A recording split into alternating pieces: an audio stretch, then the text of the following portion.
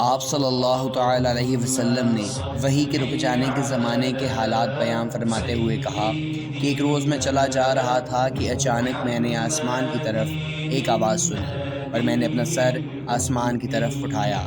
کیا دیکھتا ہوں کہ وہی فرشتہ جو میرے پاس غار حرا میں آیا تھا وہ آسمان و زمین کے بیچ ایک کرسی پر بیٹھا ہوا ہے۔